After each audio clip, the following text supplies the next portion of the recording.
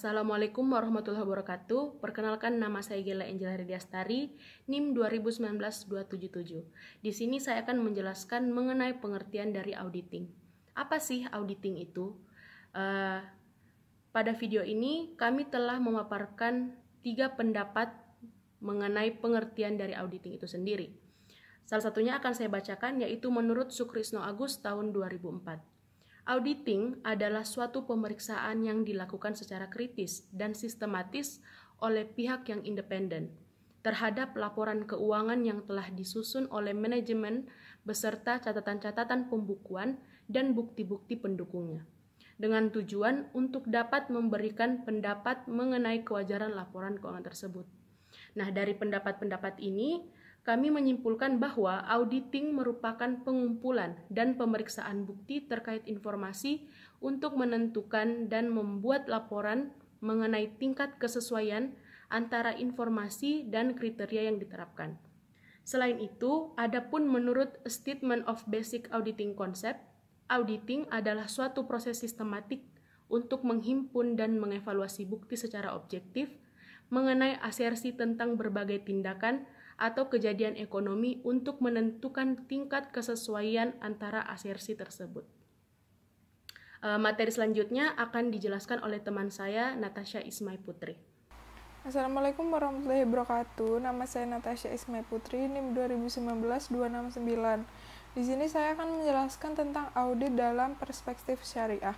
Audit dalam perspektif syariah adalah laporan internal syariah yang bersifat independen atau bagian dari audit internal, yang melakukan pengujian dan pengevaluasian melalui pendekatan aturan syariat, fatwa, instruksi, dan lain sebagainya, dan diterbitkan oleh fatwa IFI dan lembaga supervisi syariah.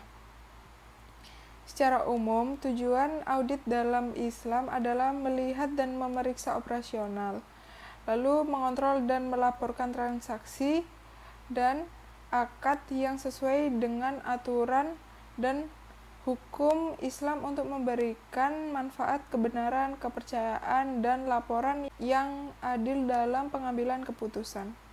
Nama saya Ovita Wardani, NIM 2019 10 1703 11 246. Perbedaan audit dengan akuntansi. Berdasarkan metode, auditing memperoleh dan menilai atau mengevaluasi bukti yang berhubungan dengan laporan keuangan yang disusun oleh manajemen. Lalu akuntansi mengidentifikasi kejadian-kejadian dan kemudian mengukur, mencatat, mengklarifikasikan, dan meringkasnya dalam catatan-catatan akuntansi. Lalu tujuan auditing yaitu untuk menyatakan pendapat tentang kewajaran laporan keuangan, sedangkan akuntansi bertujuan untuk menyusun dan mendistribusikan laporan keuangan.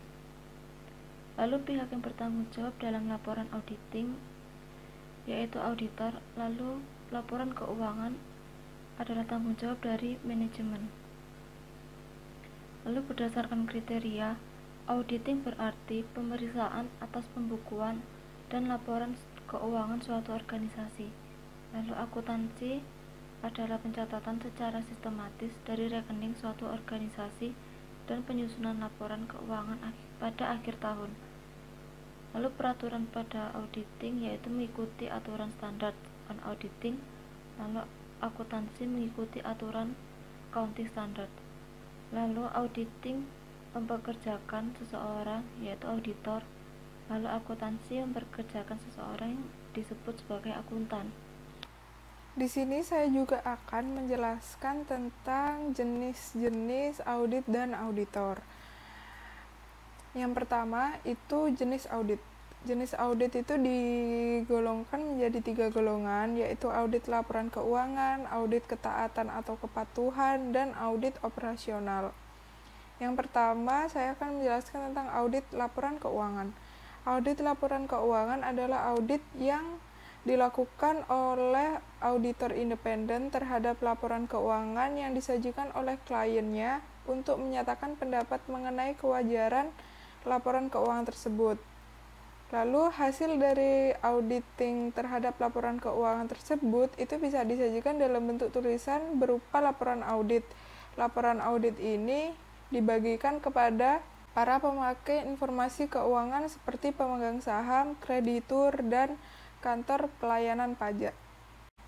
Lalu yang kedua adalah audit kepatuhan atau ketaatan. Audit kepatuhan atau ketaatan adalah audit yang bertujuan untuk menentukan apakah yang diaudit sesuai dengan kondisi atau peraturan tertentu.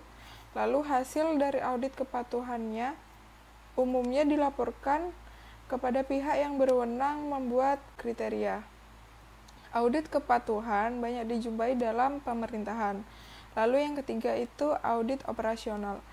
Audit operasional merupakan review secara sistematik kegiatan organisasi atau bagian daripadanya dan dalam hubungannya dengan tujuan tertentu. Tujuan audit itu ada 3. Mengevaluasi kinerja, mengidentifikasi kesepakatan untuk peningkatan, lalu membuat rekomendasi untuk perbaikan atau tindakan lebih lanjut. Pihak yang memerlukan audit operasional adalah manajemen atau pihak ketiga. Hasil audit operasional diserahkan kepada pihak yang meminta dilaksanakannya audit tersebut. Lalu selanjutnya di sini saya akan menjelaskan jenis auditor. Jenis auditor itu sama dengan jenis audit, ada 3. Yang pertama auditor eksternal, auditor internal, dan auditor pemerintahan. Yang pertama saya akan menjelaskan auditor eksternal atau auditor independen, yaitu auditor profesional yang menyediakan jasanya kepada masyarakat umum, terutama dalam bidang audit atas laporan keuangan yang dibuat oleh kliennya.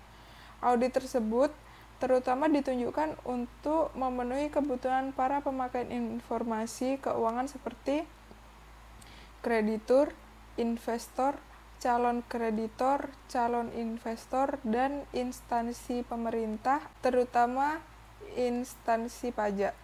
Yang kedua, auditor intern adalah auditor yang bekerja dalam perusahaan atau perusahaan negara maupun perusahaan swasta yang tugas pokoknya adalah menentukan kebijakan dan prosedur yang ditetapkan oleh manajemen puncak yang telah dipatuhi. Menentukan baik atau tidaknya penjagaan terhadap kekayaan organisasi, menentukan efisiensi dan efektivitas prosedur kegiatan organisasi, serta menentukan keandalan informasi yang dihasilkan oleh berbagai bagian organisasi. Yang terakhir, auditor pemerintah. Auditor pemerintah adalah auditor profesional yang bekerja di instansi pemerintah yang tugas pokoknya yaitu melakukan audit atas pertanggungjawaban keuangan yang disajikan oleh unit-unit organisasi atau entitas pemerintahan atau pertanggungjawaban keuangan yang ditunjukkan kepada pemerintah. Meskipun banyak auditor yang bekerja di instansi pemerintah, namun umumnya yang disebut auditor pemerintah adalah auditor yang bekerja di Badan Pengawasan Keuangan dan Pembangunan atau BPKP dan Badan Pemeriksa Keuangan serta instansi pajak. Lalu jasa KAP. Kantor Akuntan Publik merupakan badan usaha yang bergerak di bidang jasa. Lalu jasa yang diberikan oleh KAP dibagi menjadi 2 kategori utama, yaitu jasa atestasi dan jasa non-atestasi. Jasa atestasi merupakan jasa penjamin yang dilakukan kantor akuntan publik dengan menerbitkan suatu laporan tertulis sebagai pertimbangan dari pihak yang independen dan kompeten tentang suatu pernyataan atau permasalahan. Lalu yang termasuk dalam jasa atestasi adalah audit umum atas laporan keuangan, pemeriksaan keuangan proforma, dan review laporan keuangan. Jasa non-atestasi merupakan jenis jasa di mana akuntan publik tidak memberikan pendapat, ringkasan temuan, keyakinan negatif, atau bentuk lain opini pribadi. Jenis jasa non-atestasi yang dihasilkan oleh akuntan publik berkaitan dengan akuntansi, keuangan, manajemen, kompilasi, dan perpajakan. Jasa perpajakan yang dimaksud meliputi pengisian surat, laporan pajak, dan perencanaan pajak. Selain itu, akuntan dapat bertindak sebagai penasehat dalam masalah perpajakan dan melakukan pembelaan bila perusahaan yang menerima jasa sedang mengalami permasalahan dengan kantor pajak. Assalamualaikum warahmatullahi wabarakatuh. Nama saya Indriani Aprilia, NIM 2019-272. Saya akan menjelaskan tentang struktur KAP atau Kantor Akuntan Publik. Di sini ada 3 faktor yang mempengaruhi organisasi KAP. Yang pertama adalah kebutuhan akan independensi dari klien. Independensi memungkinkan auditor tidak bisa dalam menarik kesimpulan tentang laporan keuangan. Yang kedua, pentingnya struktur untuk memicu kompetensi.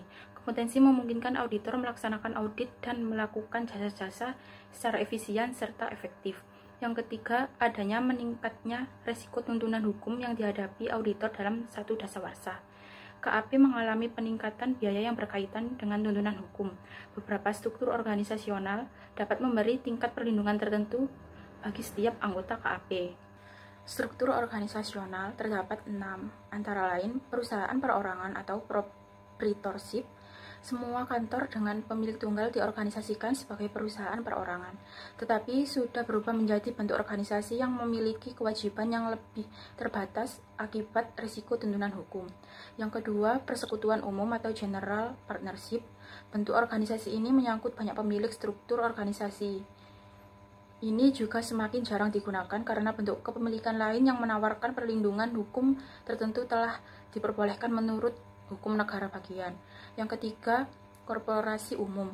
Keunggulannya adalah pemegang sahamnya hanya bertanggung jawab sampai sebatas investasi mereka dalam korporasi itu.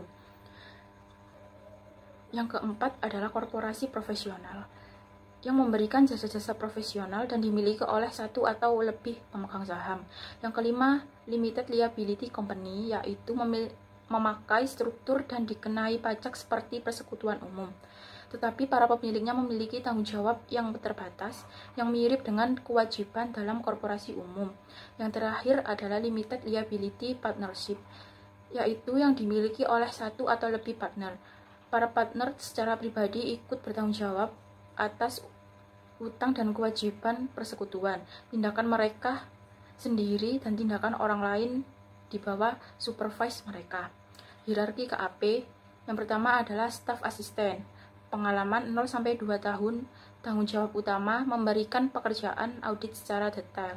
Yang kedua, senior auditor, pengalaman 2-5 tahun, tanggung jawab utama mengkoordinasikan dan bertanggung jawab atas audit lapangan, mengawasi serta mereview pekerjaan staf. Yang ketiga, manajer, pengalaman 5-10 tahun, tanggung jawab utama merencanakan dan memanage audit, mereview pekerjaan dan memanage hubungan dengan klien. Yang terakhir, partner, pengalaman minimal 10 tahun, tanggung jawab utama mereview pekerjaan audit secara keseluruhan dan terlibat dalam keputusan audit. Partner umumnya pemilik KAP dan bertanggung jawab pamungkas atas audit. Sekian presentasi dari kami. Wassalamualaikum warahmatullahi wabarakatuh.